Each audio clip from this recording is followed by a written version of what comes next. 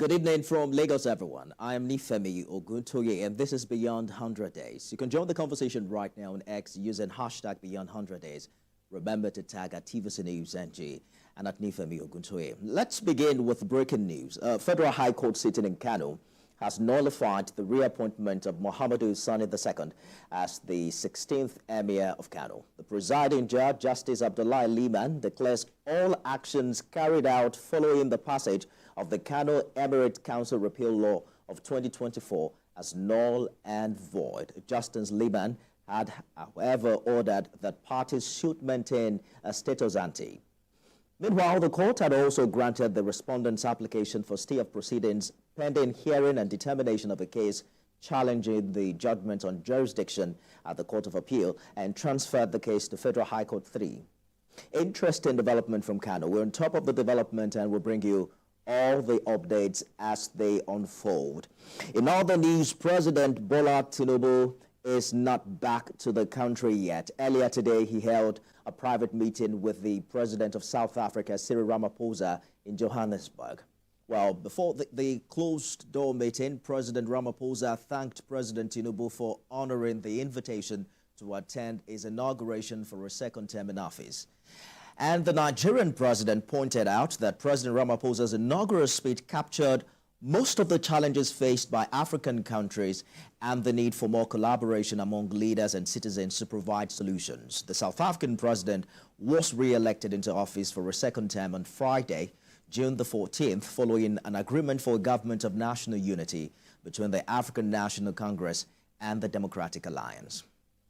Now let's turn to our attention to Rivers State, where the Court of Appeal in Abuja has reserved judgment in the appeal filed by Speaker of the Rivers State House of Assembly, Martin Amewule, and 24 others against the Speaker, Victor Okojumbo, and 2 others.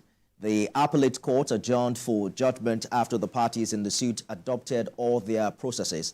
Mr. Amewule and others in the appeal are asking the court to stay the execution of a high court judgment which saw them out of office and further proceedings in the suit.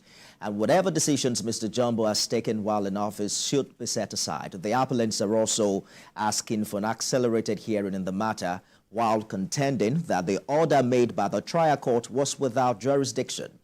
After listening to the submission of the lawyers in the appeal, the 3-man panel, led by Justice Jimmy Olukayode Bada, reserved a date for judgment to be communicated to parties in the suit. Yesterday, Governor Fubara inaugurated a 23-man caretaker committee for the local government council, despite agitation from the Amawole-led lawmakers on a 6-month tenure elongation and the Court of Appeal that both parties should cease hostility. Recall also that the federal government recently dragged 36 state governors to the Supreme Court on local government autonomy, an attempt by governors to interfere in financial activities of the councils. The suit is also seeking for an order permitting the funds standing in the credits of local governments to be directly channeled to them from the Federation account in line with the provisions of the Constitution, as against the alleged unlawful joint accounts created by governors. The federal government is also praying the Supreme Court for an order stopping state governors from further constituting caretaker committees to run the affairs of local governments as against the constitutionally recognized and guaranteed democratic system. It equally applied for an order of injunction restraining the governors, their regents, and privies from receiving, spending, or tampering with funds released from the Federation account for the benefits of local government councils. So the big question tonight is whether or not Governor Fubara is on track in the creation of caretaker committee for the local government areas in Rivers State, just like many other states have done. Joining me is lawyer and public affairs analyst Libourous Oshoma. Thank you for joining us, Mr. Oshoma. Yeah, thank you, Nifemi. You know, the conversation has been on for a long time as to the constitutionality or otherwise of local government caretaker committee. Section 7 of the Constitution has been the go-to for those who criticize it. The fact that local government councils are set up to be managed by democratically elected persons. But that has now become the norm. With the latest from Rivers, we are probably talking about 17 or 18 states who now have 18. 18, yes, and now have caretaker committees. What do you think is happening here?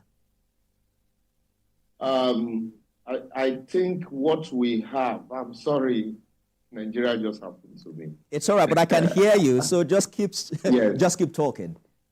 Yeah, so I think what happened is the fact that the governors, I call them emperors, the governors consistently have, while advocating for autonomy for the states and fiscal federalism to be practiced, have consistently pocketed the administration of the local government. A situation where the local government are turned to mere salary-paying agencies, and the local government are run at the behest or at the pleasure of the governors. It's something that we should all not encourage. While we condemn the attempt by the State House of Assembly, it won't die any guys to extend the tenure of sitting or local government whose chairman whose tenure has expired. We'll condemn that in totality. In the same vein, we should also condemn an attempt to run a local government by caretaker committee. The Constitution, by virtue of Section 7, like you rightly noted, did not envisage or did not create room or make provisions for a non-democratically elected government at the local government level. It said democratically elected government at the local government level is hereby guaranteed. For the fact that the local government, the State House of Assembly have been empowered to make laws for administration and good governance of the local government does not mean that they should dismantle the local government administration, democratically elected administration at the local government. That is not the intendment of Section 7. And then also, what the House of Assembly, by virtue of the House of Assembly Law number 2, attempted to do was to smuggle in Section 135, subsection 3 of the Constitution, but standing it on its head into the local government administration in Rivers State. I will explain. You know, Section 137, Section 135, subsection 3 gives the president the power, if Nigeria is at war, to write to the National Assembly for extension. Otherwise, the tenure will lapse at 4 years when another person takes oath of office. That's the way it is. But if the country is at war and it has become practically impossible to conduct any election, the Constitution, Section 135, allows the president to write to the National Assembly for the National Assembly to extend the tenure of the president for not more than 6 months. So what the State House of Assembly did was to smuggle in that section into the Rivers State Local Government Law number 2 by saying that if it is impossible to conduct election. But they forget that Section 135 gave the president that power. It is not for the National Assembly on its own to so motu so do. So it would have been the governor of Rivers State who would have addressed the House of Assembly to say that it is practically impossible. And moreover, that's assuming without considering, is Rivers State truly, is it impossible to conduct local government election in Rivers State? The answer is no. One would have expected that the governor had a whole 1 year to conduct local government election, and he ought to have conducted local government election before the expiration of this the administration that just passed now. I understand. But like all others, I hear you clearly. Sorry. Yes.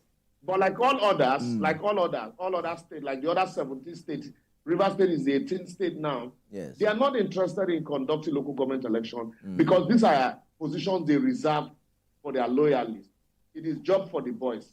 So, and that was why yesterday, how do you imagine, contrary to Section 91 of the Constitution, 3 people sat down as a House of Assembly member and presumed to clear caretaker committees. They were screened out yesterday. They were sworn in yesterday. It's an aberration and it's a slap on our democracy. We'll talk about that too very shortly. By the way, I can see you now because you mentioned that Nigeria happened to you earlier. Let's just call it a glitch, right?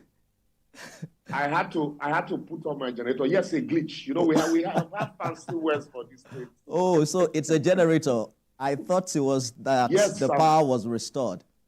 All right. No, I'm running on Jen now. By the way, let me know when it's restored so we can give kudos to them. Hopefully they can prove us all wrong. But, I hear you as a lawyer, but others will say you are not, being politically correct because it's perhaps because Mr. Governor could not wrestle the political structure in his favor if he had attempted to, carry out the local government election in the past 1 year. We all know what was happening between him and the FCT minister. You see, it is this attempt at political correctness that we use to obfuscate or blur the issues. And at the end of the day, we lie. Let me use the everyday word. We tell lies in an attempt to be politically correct. Nifemi, I want to ask you, assuming the tenure of governors are expiring, and then the president says, well, because I have issues with PDP, and I know if I conduct election now, my people might not win, and so I want to extend the tenure of the governors. And by fiat, you sack the governor, or that the governor's tenure had expired, and so you now set up a caretaker committee at the state level. Are we not resorting to anarchy? Are we not calling on chaos? Are we not inviting, by another means, the military, into our politics? So this attempt at political correctness, you have 1 year, you are the governor. The governor has shown strength of character in the past 1 year. He has shown that he's in charge. He has consistently stood tall, despite the attempt to wrestle the green barrel from him. And he has also been very vociferous. So what now stop him from using that same power to conduct a local government election in compliance with Section 7? That's the only place I fought him. Because I don't want to encourage illegality all in the name of political correctness. It shouldn't be a winner take it. It shouldn't be once you conduct election, then you must win all the seats. It should be a give and take. If you conduct election, out of 23 local government, you are able to win 20, or you're able to win 19 or 15. And that's good for you. At least you have a lot of people that are supporting him now going around. If local government election had been conducted, do you think that anybody would be talking about tenure elongation? Do you think anybody would be talking about taking cutlasses and guns to local government to drive out people whose tenure had expired? Yeah. That is the way you forestall crisis. All right. But allowing tenure to expire and then you want to play to the gallery or do the same thing that other governors that we have condemned are doing, definitely, if I had condemned them before, I would not be supporting the governor of this. And so let's not encourage impunity because others are doing it.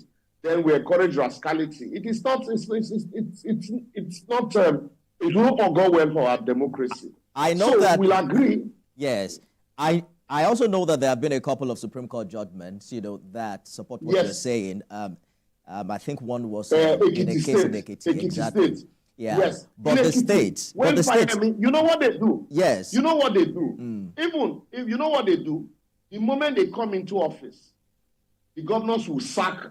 Even this one is even better. Allow that tenure to lapse. I think Wike sacked the local government chairman he met in office, who were democratically elected. Yes, who were democratically elected. Fayemi, that was what Fayemi did. When Fayemi came in as governor, he sacked the entire local government chairman that were duly elected. Exactly the point I was making, Mr. Oshoma, that it has become the norm, and then we now have states that have local government laws as passed by the houses of assembly. So that empowers the governor, and you can't outrightly say that they are breaking the law. But let's take a short break, then when we return, let us take a short break, and then we'll continue this conversation right afterwards. Stay with us, everyone. Bola Ahmed Tinubu, do solemnly swear. Lawyer and public affairs analyst Libourous Oshoma, thank you so much for staying the course on the program. So these governors have laws, as passed by their houses of assembly that seem to back them up to do whatever it is they are doing. You can't say they're breaking the law, right? No, that's not the correct position. The law is what the court says it is. If you make a law and the court says that law is or traverse the Constitution, and you still go ahead despite the pronouncement of the court, you still go ahead to carry out such practices, you are not complying with the law. So we take example from Ekiti. The governor came and sacked local government. Agon went to court. And the Supreme Court said any law made by a state house of assembly that empowers the governor to sack a democratically elected state local government at the local level, local government officials at the local level, that law is ultra-vires Section 7 of the Constitution. And that the intent of Section 7 of the Constitution is not for the governor to act as the court to sack a democratically elected officer. So that is the position of the law. So any local government law, any state law that is made empowering the local government to sack or to impose caretaker committee, that position is not valid, even though it's a law that was made. It is made ultra-vires the Constitution. The same way we have said, okay, now, was a law not validly made to extend the tenure of the existing local government whose tenure has just expired, and now we have condemned that law, that law cannot stand.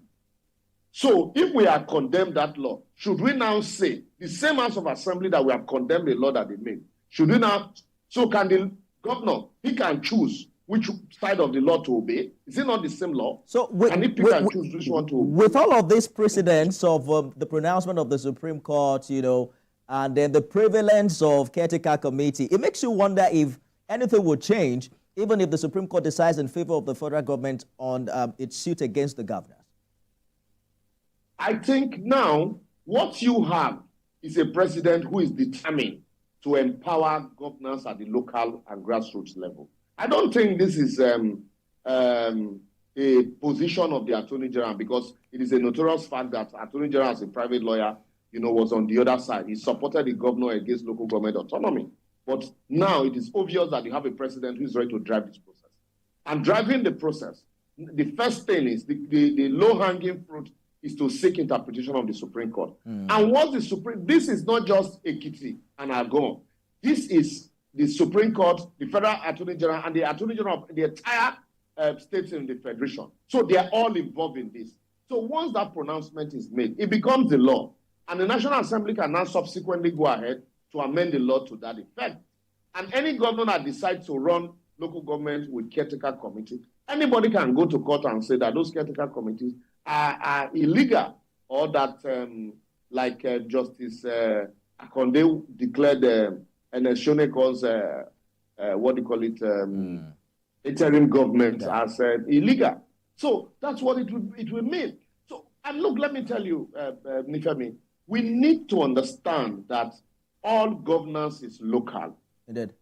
The same way all politics is local. You cannot, the way we are operating Nigeria as a federation, we are operating like a local government, where there's heavy burden on Mr. President as a local government chairman. That is why you don't pay teacher salary, you call up president. The tap in your house is not running, you call up Mr. President. The functions of the local government have completely been taken over by the state. So we need to empower local government. I hear you clearly. For the people at the local level, yes, for governors to get to the bottom. Take, for example, the issue of distribution of palliative. What is the business of the state government or the federal government in distribution of palliative? These are the functions of local government. I hear you, Mr. Oshoma. Local government understands their people more. Yes, we are going to return to the law, but let's talk about politics for a bit, because you mentioned that every politics is local. Some have said, in Rivers, for instance, that what is playing out is the fight for control of the political structure in the state, and that with the resignation of commissioners loyal to the FCT minister in Governor Fubara's cabinet, the replacement of chairman loyal to former Governor Wike is next.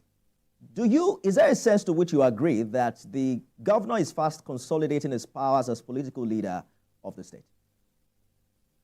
Yes, I agree with you that he's fast consolidating his power. That's why I said that instead of this caretaker arrangement, he ought to have conducted a local government election. And that would have been a faster way to consolidate even quicker. But at the same time, considering the fact that these matters are still before the court, one cannot predict what the outcome of those matters would be next, because like I said, the House of Assembly is very pivotal plays a pivotal role in any democratic process in Nigeria. Once the democratic structures are, kicked out, you have executive, the military becomes the executive, judiciary will still stand. It's only the legislatures that are removed. And so they play a very key role in democracy in Nigeria.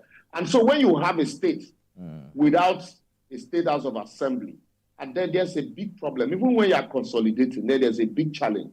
Will the nation, the federation, fold their hand, just like they did in Edo State, where the governor ran riot for 4 years without a state house of assembly, duly constituted? But in this case, some persons have been constituted. There's this argument of they have jumped ship or cross carpet and they have lost their seat, and the matter is before the court. If the court tomorrow now decides, like an attempt was made recently in Rivers State, that there were no resignation letter or a register to prove the fact that they had joined another party, despite the fact that they were addressed, they were media pally, or what do you call it, a press conference saying that they have joined a political party, that they have jumped ship.